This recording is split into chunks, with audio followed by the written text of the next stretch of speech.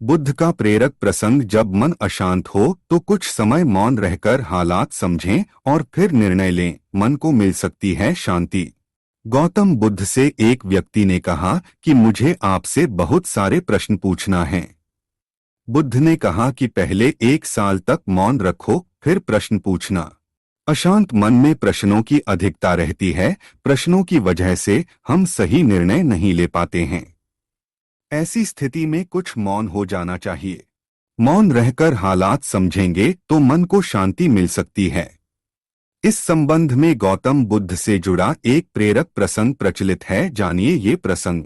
प्रचलित प्रसंग के अनुसार गौतम बुद्ध रोज अपने शिष्यों को उपदेश देते थे। बुद्ध के प्रवचन सुनने शिष्यों के साथ ही अन्य लोग भी पहुंचते थे। एक दिन जब बुद्ध प्रवचन दे रहे थे, तभी एक व्यक्ति पहुंचा और वह बोला कि तथागत, मैं आपसे बहुत सारे प्रश्न पूछना चाहता हूँ।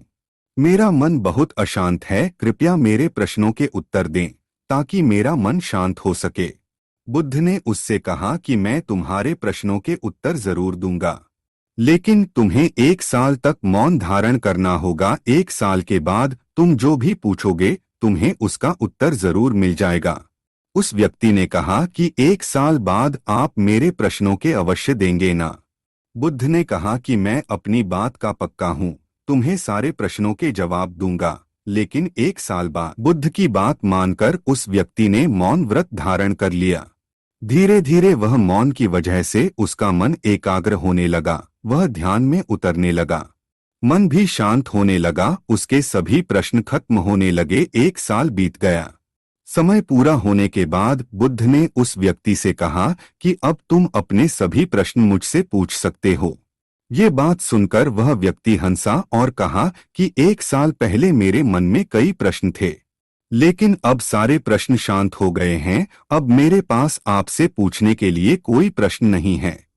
बुद्ध ने उस व्यक्ति से कहा कि जब तक हमारा मन शांत नहीं है, मन में ढेरों प्रश्न उठते रहते हैं। उसकी परेशानियां बनी रहती हैं। अज्ञान और भ्रम की वजह से हमारा मन प्रश्नों के उत्तर तक पहुंच ही नहीं पाता है। कुछ समय मौन धारण करके हम हालातों को समझेंगे तो सारे प्रश्नों के उत्तर स्वतः ही मिलने लगते हैं। मन शांत हो जाता है तो सभी प्रश्न भी खत्म हो जाते हैं। सारी चीजें हम आसानी से समझने लगते हैं और जीवन में सुख शांति मिल जाती है।